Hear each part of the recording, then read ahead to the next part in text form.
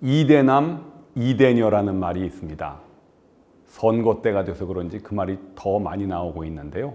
나이 든 사람들이 젊은 세대들을 이렇게 띄워놓고 보려고 만든 말인 것 같습니다. 세대는 글쎄 뭘로 드러날까요? 하는 말들이 다르죠. 워라벨이라든지 가심비라든지 신조어들을 많이 쓰고 줄임말들을 많이 씁니다. 그러나 세대 차이가 가장 많이 드러나는 건 역시 먹는 거 그리고 생활 방식 아니겠습니까? 인스타그램 이거 쓰는 나이 든 세대들은 별로 많지 않지요. 그리고 젊은 세대들은 재테크, 비트코인 이런 거에도 관심이 많은 것 같고요. 그런 말 중에 하나, 세대 차이가 가장 드러나는 것 중에 하나가 OECD라는 말을 두고 생각하는 차이인 것 같습니다.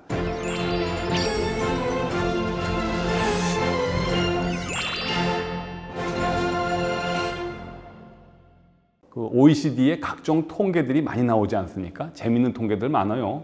기대 수명, 청소년 공부 시간, 소고기 소비량, 그다음에 암, 교통, 사망률, 사고율 이런 것들을 많이 발표하는데, 아니 OECD의 E는 이코노미니까 경제 성장률, 가계부채, 법인세, 각종 세금 이런 거 조사하는 건 모르겠는데 OECD는 뭐 하는 데길래 이런 엉뚱한 조사를 할까요? 젊은 사람들은요 OECD 하면 무슨 기네스북 정도로 생각하는 것 같아요. 하지만 나이 든 세대한테 OECD는 좀 씁쓸한 기억이 있습니다. 우리가 OECD 가입했다가 크게 낭패를 봤던 IMF를 겪지 않았습니까? OECD 한번 살펴보겠습니다.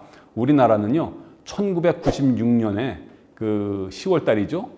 외교부 장관, 공로명 장관이었을 겁니다. 아마 가입 협정을 서명을 하고 그해 12월 12일 날 IMF 가입이 발효가 됐습니다. 그때 생각도 나는데 9시 뉴스에 각 방송에서 아주 크게 드디어 우리나라가 선진국 클럽에 가입했습니다 하고 축하를 했었는데 그러면 뭐합니까? 1년 뒤에 11월 22일 날 IMF 구제금융을 신청하는 바람에 대통령이 방송 앞에 나와가지고 고개를 숙이고 사과 방송을 했었고요. 그 다음날 그 IMF 총재하고 그다음에 우리나라의 기재부 장관, 한국은행 총재가 구제금융 합의문에 서명하는 그런 장면도 보도가 됐었고, 또 저희가 얼마 전에 다뤘습니다만 그걸 소재로 한 김혜수 주연의 국가부도의 날 영화도 있었지 않습니까? IMF를 겪고 난 다음에 우리나라 굉장히 고생을 많이 했죠. 살인적 고금리와 긴축 재정, 그다음에 기업 매각, 재벌 해체, 그리고 노동자들도 노동시장 유연화라는 이름으로 많이 해고가 됐고요. 금융시장 개방이 돼서 제1은행도 팔려나갔습니다. 심지어 그 당시에 IMF는 대통령 후보 2사람을 불러들여가다가 당신들 중에서 누가 대통령이 되든지 간에 IMF 프로그램의 가혹한 프로그램을 그대로 이행한다 하는 각서를 쓰게 했습니다. 세상에 그런 횡포가 어디 있습니까? 남의 나라 대통령 후보한테. 그래도 그 당시에 두 후보가 군말 없이 각서에 서명을 해야 될 정도로 우리나라는 경제가 긴박했습니다. 그때 한국한테 얼마나 가혹하게 했든지 당시 IMF 총재였던 깡드시 자체가 1년인가 2년 뒤에 IMF 총재를 그만두면서 내가 퇴임할 때 가장 고통스러웠던 것은 한국한테 페널티를 매기는 거였다. 지금 생각해보니 IMF의 처방이 좀 가혹했던 면도 있다. 이렇게 이야기를 하고 퇴임을 했었습니다. 다시 OECD 이야기로 돌아가겠습니다. OECD는 뭐 하는 데죠? 우리 IMF, 월드뱅크, UN, ILO, WHO 하면 뭐 하는 데인지 다 압니다. 돈을 빌려줘서 남을 돕거나 아니면 군대를 파병해서 평화를 지키고 전쟁을 막거나 아니면은 백신을 공급하거나 하는 손에 피 묻히고 일하는 데지 않습니까? 거기에 비해서 OECD는 뭘 하는 데지? 고개를 갸우뚱할 수밖에 없죠. OECD는요 1961년 9월 30일 날 파리에서 발족한 국제기구인데 목표가 회원국 간 경제사회 발전을 공동으로 대응한다.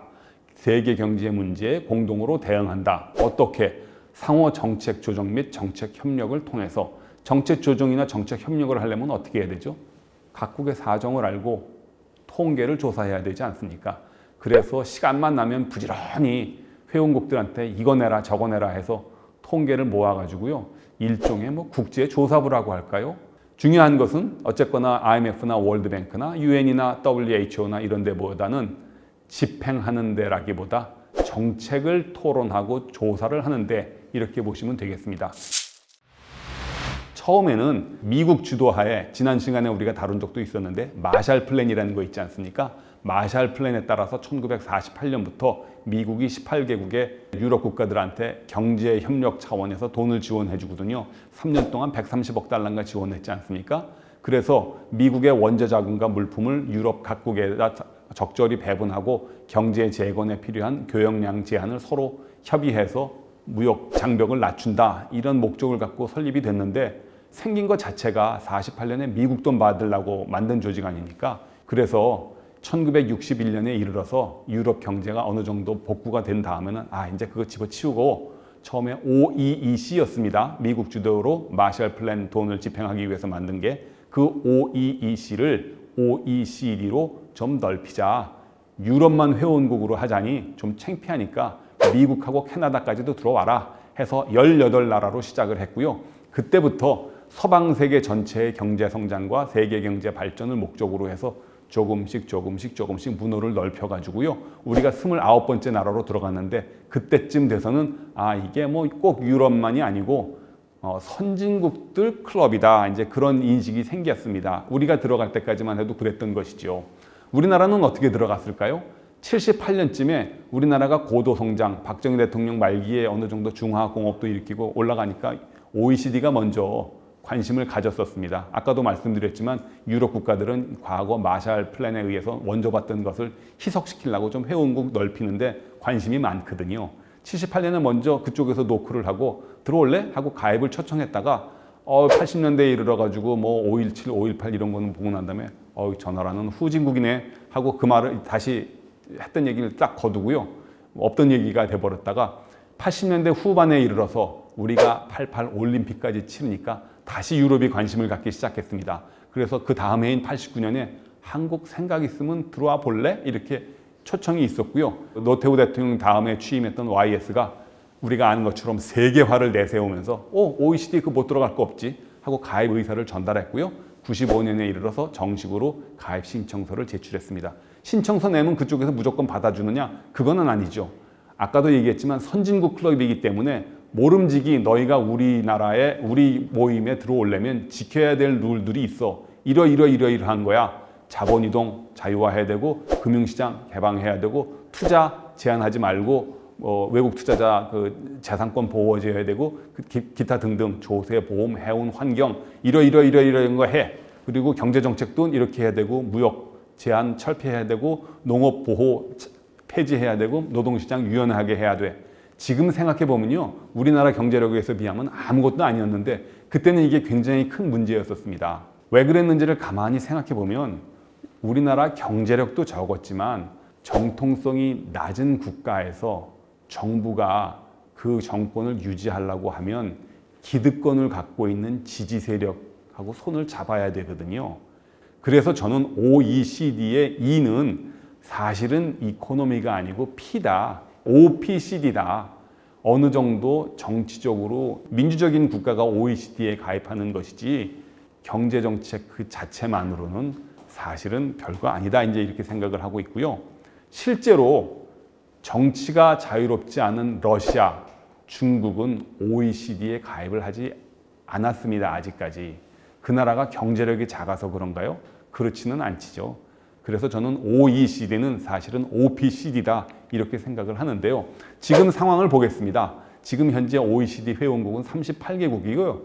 거기 가만히 보면 뭐 라트비아나 에스토니아, 리투아니아 뭐 이 나라 뭐 싸는 나라긴 하지만 유럽이니까 뭐 고개를 끄덕끄덕 할 수가 있고, 거기에 보면 뭐 칠레, 콜롬비아, 코스타리카, 이스라엘도 있어요.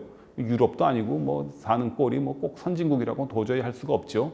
그래서 한마디로 말해서 지금 OECD는 유럽을 상대로 하는 모임도 아니고 또 꼭 잘 사는 나라만 들어가는 것도 아닌 것 같습니다. 그래서 더 이상 OECD는 선진국 클럽이 아니다. OECD 너무 그 말 우리 좀 입에 덜 올리자. 처음에 우리 OECD 통계를 얘기를 했는데 다시 거기로 돌아가 보도록 하겠습니다. 우리나라에서는 OECD 통계가 약간 국뽕을 강조하는 데 활용되는 측면이 있습니다. 보시는 것처럼 한국인 83.5세까지 산다. 일본에 이어서 세계 두 번째로 오래 사는 나라다. 뭐 IT 경쟁력 세계가 인정했다. 우리가 OECD 디지털 정부 평가 종합 1위다. 뭐 그런 얘기도 하고요. 뭐 우리나라가 뭐 국뽕을 자랑할 때 툭 하면 들이대는 게 이제 OECD 통계고요. 더 문제가 되는 것은 OECD의 나쁜 면만 갖고 와서 우리나라가 무슨 곧 망할 나라처럼 얘기를 한다는 것이지요. 언제는 뭐 OECD에서 노인네들이 일을 제일 많이 한다고 그랬다가 청년 창업은 제일 늦게 한다고 그러고 그것들만 다 종합해 보면요. 우리나라는 젊었을 때 탱자탱자 놀다가 늙어서 일하는 이상한 나라인 것처럼 이렇게 보여지지 않습니까? 그래서 OECD 통계를 좀 너무 이렇게 신경 쓰고 많은 의미를 부여하지 말자. 그런 말씀을 드리는 거고요. 결론은 뭐냐 하면 OECD 순위에 제발 좀 집착하지 말자.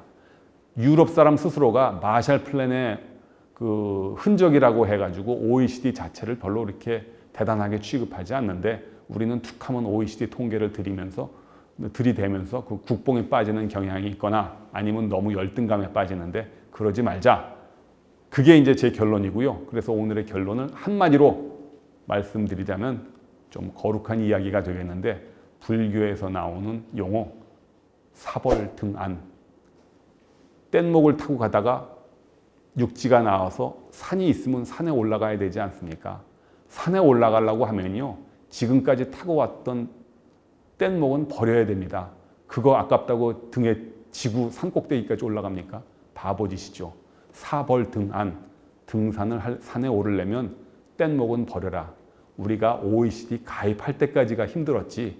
그 다음에는 선진국, 잘 사는 나라의 일원으로서 거기에 맞춰서 살면 되지. 툭하면 OECD, 선진국 클럽. 여기서 우리가 평균은 해야 돼. 여기서 1등이야. 그 자체를 버리는 것이 그게 진정한 OECD 회원국이 되는 거 아니겠습니까? 뭐 국제기구가 나쁜 뜻을 갖고 모이는 데는 없을 테니까 그 설린 우호 차원에서 크게 회비가 비싸지 않으면 뭐 여러 군데 걸쳐 놓는 게 좋지 않겠어요? 대표적인 게 이제 노르웨이하고 호주가 그렇거든요. 그 지구의 저 끄트머리에 있으니까 잊혀진 나라가 될까봐 툭하면 여기저기 끼어들어요. 그래서 호주, 노르웨이는 국제기구 가입하는 것 자체가 국가의 설립 목표 중에 하나일 정도로 그런 나라도 있는데 우리는 뭐 그 정도는 아니고요. 가급적이면 여러 군데다가 이제 발을 담궈 놓으려고 그러는 것 같아요. 근데 그게 또 너무 또 뭐 문어발식으로 하면 또 곤란하겠지만 그런 것도 사실 조금 있거든요.